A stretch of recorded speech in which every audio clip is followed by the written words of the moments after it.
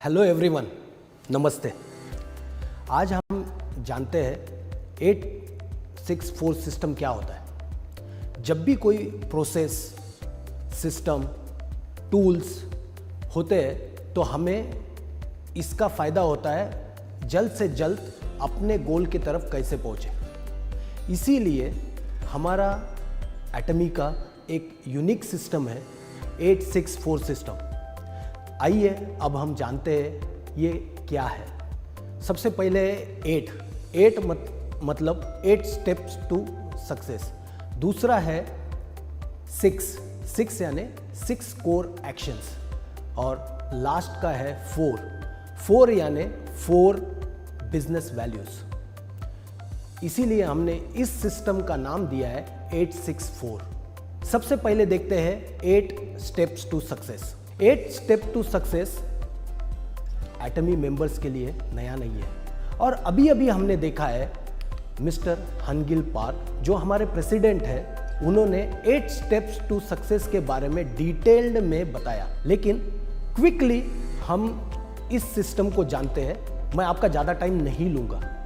सबसे पहला है सेट गोल्स। गोल्स हमेशा 2 टाइप के होते हैं। एक होता है शॉर्ट टर्म गोल, दूसरा होता है लॉन्ग टर्म गोल। तो जब भी हम बिजनेस करते हैं तब हमें दोनों गोल्स हमारे सेट करने चाहिए। शॉर्ट टर्म गोल क्या है मेरा और लॉन्ग टर्म गोल क्या है मेरा। दोनों का सिस्टम, दोनों के टूल्स डिफरेंट होते हैं और इसके बारे में अभी हम हमारे लाइफ सिनेरियो सेशन के टाइम में मिस्टर अब्राहम जी से जानेंगे। दूसरा है टॉक अबाउट द प्रोडक्ट। जब भी हम 8 स्टेप्स टू सक्सेस के बारे में बात करते हैं तो हमारा दूसरा इंपॉर्टेंट स्टेप्स है टॉक अबाउट प्रोडक्ट। हमारी एक प्रोडक्ट बेस्ड कंपनी है और प्रोडक्ट बेस्ड कंपनी में यदि हम प्रोडक्ट के बारे में नहीं बात करेंगे तो ये अनफेयर होगा। इसलिए सबसे इंपॉर्टेंट है कि हम प्रोडक्ट के बारे में बात करें। और हमारे जो प्रोडक्ट है वो absolute quality products at absolute price है। इसीलिए बहुत ज़्यादा ज़रूरी है कि हम सबसे पहले प्रोडक्ट के बारे में बताएं। उसके बाद में हमें लिस्ट मेकिंग करनी बहुत ज़्यादा ज़रूरी है। यदि हम लिस्ट बनाएंगे नहीं तो हमें कुछ दिन के बाद याद नहीं रहेगा हमने किससे कांटेक्ट किया, किसके कांटेक्ट नहीं किया। यदि मैं आपको पूछूं कि कल आपने डिनर में क्या खाया था या कल आपने लंच में कौन सी सब्जी खाई थी तो आपको याद नहीं रहेगा। तो यदि हम 15 दिन या 1 महीने के बाद में सोचेंगे कि हमने इनसे कॉल किया था या नहीं किया था तो ये याद नहीं रहेगा। इसीलिए मैं आपसे रिक्वेस्ट करता हूं कि सबसे पहले लिस्ट मेकिंग करनी बहुत ज़्यादा जरूरी। लिस्ट मेकिंग के बाद हमारा जो नेक्स्ट स्टेप है वो है मेक फ़ोन कॉल्स। जो भी लिस्ट हमने बनाई है उसको एक एक करके हमें फ़ोन कॉल करने चाहिए और फ़ोन कॉल करके हमें डिस्क्राइब करना है प्रोडक्ट के बारे में या फिर सिर्फ कंपनी के प्रोफाइल के बारे में। नेक्स्ट स्टेप है बिजनेस को एक्सप्लेन करना। जब हमारा प्रोडक्ट एक्सप्लेन हो जाएगा, कंपनी एक्सप्लेन हो जाएगी, तब जाके हम बिजनेस के बारे में लोगों को बताना चाहिए। उसके बाद आता है फॉलोअप स्टेप जो मिस्टर हनगिल पार्क जी ने अपने वीडियो में भी बताया था कि फॉलोअप कितना ज़रूरी है। यदि हम फॉलोअप नहीं करते हैं तो कुछ दिन में वो भूल जाते हैं। इसलिए इमीडिएट फॉलोअप बहुत ज़्यादा ज़रूरी है और कांस्टेंट फॉलोअप करना भी बहुत ज़्यादा ज़रूरी है। उसके बाद का स्टेप है काउंसलिंग। फॉलोअप के बाद काउंसलिंग करने से ही डिपेंड होता है कि आपके साथ वो जुड़ेंगे कि नहीं जुड़ेंगे। तो काउंसलिंग यह हमारा 7वां स्टेप है। हनगिल पार्क सर ने हमें लास्ट स्टेप बताई थी जो कि इन सब स्टेप में बहुत ज़्यादा इम्पोर्टेंट है, जो हमारे बिजनेस को आगे तक लेके जाएगी। वो है डुप्लीकेशन। जब तक ये 7 स्टेप को हम कंटिन्यूसली डुप्लीकेट नहीं करेंगे तो हमारा जो गिगांटिक सक्सेस क्या होता है? गिगांटिक सक्सेस होता है कि अनलिमिटेड सक्सेस कैसे हम अचीव कर सकते हैं, वो हम without 8 step that is duplications के बिना हम नहीं कर पाएंगे। तो मेरी सबसे रिक्वेस्ट है कि यदि आपने मिस्टर हनगिल पार्क सर का वीडियो नहीं देखा है तो फिर से एक बार जाके पूरा डिटेल में 8 स्टेप्स टू सक्सेस के बारे में जानिए और उनको अपने जीवन में अमल कीजिए। इसके बाद आता है हमारा 864 में से 6, दैट इज 6 कोर एक्शंस। उसमें से पहला एक्शन है 100% प्रोडक्ट यूज।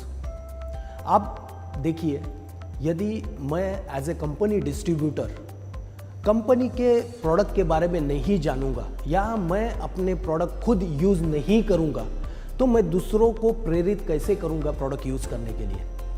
तो 100% प्रोडक्ट यूज करना इज मस्ट, कंपल्सरी। तो मेरी सभी से रिक्वेस्ट है कि जितने भी प्रोडक्ट इंडिया में लॉन्च हुए हैं एटलीस्ट उतने प्रोडक्ट एक बार तो भी as a distributor, as a consumer आपको यूज करने चाहिए। और जब आप यूज करोगे तभी जानोगे एब्सोल्यूट क्वालिटी के बारे में जो बात कर रही है कंपनी, वो एब्सोल्यूट क्वालिटी क्या होती है। और मैं एग्जांपल देता हूं, प्रोपोलिस पेस्ट एक बार कोई यूज करता है तो दूसरा टूथपेस्ट कभी भी कोई यूज नहीं करेगा, राइट।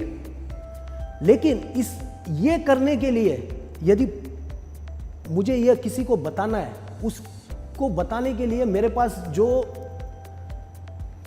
वर्ड्स होने चाहिए वो तभी आएंगे जब मैं उस प्रोडक्ट को यूज करूंगा।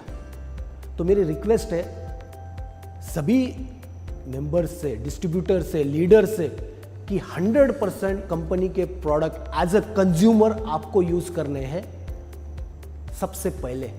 दूसरा इंपॉर्टेंट कोर एक्शन है attend company seminar with your team and guest. जब भी कंपनी का सेमिनार होता है, जैसे कि 1 day seminar, success seminar, zoom meetings, product trainings, इसको अभी आपके सभी टीम मेंबर के साथ या फिर गेस्ट के साथ इन सेमिनार्स को देखिए।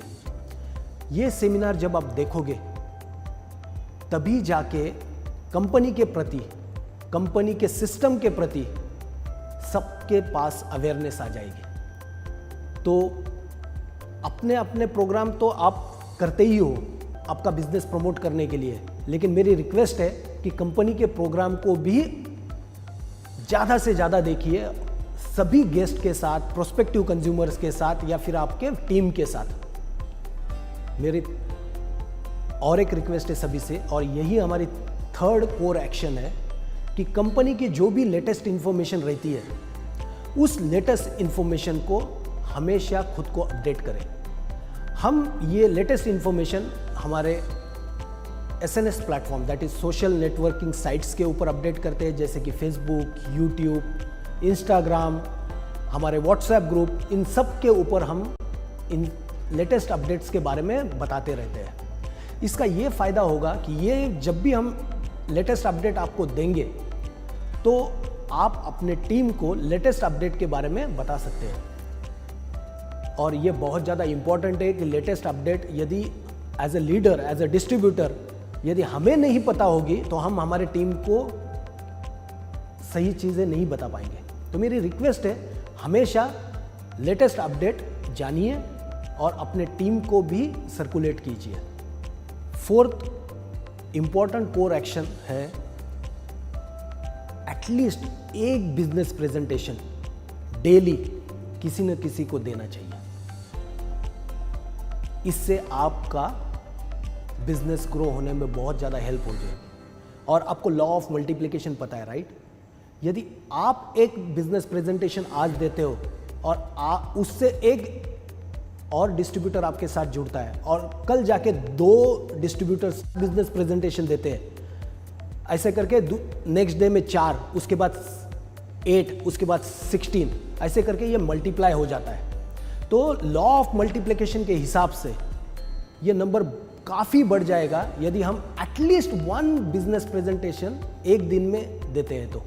तो मेरी रिक्वेस्ट है सभी डिस्ट्रीब्यूटर से, लीडर से, हमारे मेंबर से कम एक बिजनेस प्रेजेंटेशन हर दिन देना अनिवार्य है।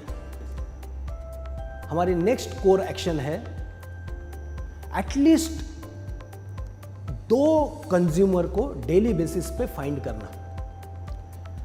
हमारा जो बिजनेस है वो सारा बिजनेस चलता है कंज्यूमर बेस के ऊपर। यदि मेरे पास कंज्यूमर्स नहीं है तो हमारी जो अचीवमेंट है जैसे कि सेल्स मास्टर या डायमंड मास्टर, ये हम कंटिन्यूअस बेसिस पे अचीव नहीं कर पाएंगे। तो इसलिए हमें कंज्यूमर फाइंड आउट करना ज़्यादा ज़रूरी है। तो सबका टारगेट ये होना चाहिए कि मैं डेली 2 नए कंज्यूमर्स ऐड करूँगा। जब मैं 2 नए कंज्यूमर्स ऐड करूँगा तो जैसे कि लॉ ऑफ मल्टीप्लिकेशन के बारे में पहले बताया है, उसी हिसाब से हमारा कंज्यूमर बेस भी डेली बढ़ता रहेगा। और इसके वजह से जो सेल्स मास्टर नहीं है वो सेल्स मास्टर बन सकते हैं, जो सेल्स मास्टर है वो ऑटो सेल्स मास्टर बन सकते हैं, जो ऑटो सेल्स मास्टर है वो डायमंड मास्टर बन सकते हैं, और ये चलता रहेगा। तो बिजनेस में यदि हमें ऊपर जाना है तो हमें कंज्यूमर बेस करना इंपॉर्टेंट है। यदि हम कंज्यूमर बेस नहीं बनाएंगे तो एक बार तो अचीवमेंट आ जाएगी लेकिन वो सस्टेन नहीं रहेगी, और फिर हम सिस्टम को दोष देना चालू करेंगे। इससे बेटर है कि हम फाइंड आउट करें कि मेरा कंज्यूमर बेस, और वो करने के लिए हमें डेली कम से कम 2 कंज्यूमर नए ऐड करने चाहिए। Last but not the least, knowledge is very important. और जब तक नॉलेज नहीं आता है तब तक हम हमारे लाइफ में इंप्रूव नहीं हो सकते। और नॉलेज ऐसा एक टूल है कि जो इनकम को एक्सपोनेंशियली बढ़ाता है। तो ऐसा कहा गया है कि यदि आप नॉलेज के ऊपर इन्वेस्ट करते हो तो आपका जो इनकम है वो एक्सपोनेंशियली बढ़ जाता है। जैसे कि कल ही एग्जांपल दिया था मिस्टर मुकेश जी ने, राइट, कि वो महीने में 8,000 रुपया कमाते थे, राइट, और बाद में जब उन्होंने MBA किया तो वो दिन में 8,000 कमाने लग गए। तो MBA में कितने दिन इन्वेस्ट किए उन्होंने? 2 साल। लेकिन उस 2 साल से उनका जो अर्निंग है वो करीबन 30 टाइम्स बढ़ गई। 30 टाइम इन्वेस्टमेंट तो नहीं किया होगा एजुकेशन में, लेकिन एजुकेशन में जितना भी इन्वेस्टमेंट करोगे उससे एक्सपोनेंशियली ग्रोथ आती है। तो मेरी सबसे रिक्वेस्ट है कि डेली बेसिस पे एटलीस्ट 30 मिनट हमारे नॉलेज बढ़ाने के ऊपर हमें स्पेंड करना चाहिए। नॉलेज हम 2 तरीके से ले सकते हैं, या तो बुक्स पढ़ के, या फिर हम YouTube पे जो वीडियोस होते हैं वो देख के भी नॉलेज बढ़ा सकते हैं। तो मेरी सभी कंज्यूमर से, लीडर से, मेरे डिस्ट्रीब्यूटर से रिक्वेस्ट है कि कम से कम 30 मिनट्स आप स्पेंड कीजिए रिकमेंडेड बुक्स या रिकमेंडेड वीडियोस के ऊपर, और खुद का नॉलेज बढ़ाइए। 864 सिस्टम में 4 है 4 बिजनेस वैल्यूज। और अब जानते हैं हम ये 4 बिजनेस वैल्यूज क्या है। सबसे पहला और मोस्ट इंपॉर्टेंट, अपने कंपनी के बारे में, अपने अपलाइन के बारे में या अपने डाउनलाइन के बारे में कभी भी गलत बात करनी है किसी के सामने भी। अपलाइन के बारे में नेगेटिव बात डाउनलाइन के पास, या डाउनलाइन के पास अपलाइन के बारे में, या फिर कंपनी के बारे में ऐसी नेगेटिव चीज़ कभी भी नहीं करनी चाहिए। ये मोस्ट इंपॉर्टेंट है पॉजिटिविटी क्रिएट करने के लिए। और पॉजिटिविटी जब क्रिएट हो जाती है तो एनवायरनमेंट पॉजिटिव हो जाता है और सारी कायनात फिर आपको सक्सेसफुल बनाने के लिए हेल्प करती है। तो ये सबसे इम्पॉर्टेंट चीज़, कभी भी किसी के बारे में निगेटिव बात नहीं करनी है, अपलाइन, डाउनलाइन या फिर कंपनी के बारे में। दूसरी इंपॉर्टेंट चीज़ है never play with people's ego and money, यानी कि कभी भी लोगों के ईगो के ऊपर या लोगों के पैसे के साथ खेलना नहीं चाहिए। यदि आप ऐसा करते हो तो हमारा जो बिजनेस है वो सस्टेन होने में हेल्प नहीं होती है। तो मेरी सभी से रिक्वेस्ट है कि इसको as one of the most important business value के तरह आप देखिए और कभी भी ईगो और मनी के साथ खिलवाड़ मत कीजिए। तीसरी बिजनेस वैल्यू है communication with upline and downline regularly, यानी कि हमेशा अपलाइन और डाउनलाइन के बीच में कम्युनिकेशन होना चाहिए। ये काफ़ी देखा गया है कि अपलाइन ने डाउनलाइन का नंबर ब्लॉक किया है, डाउनलाइन ने अपलाइन का नंबर ब्लॉक किया है। यदि हम इस बिज़नेस को बिज़नेस के तरीके से देखते हैं तो ये अच्छी प्रैक्टिस नहीं है।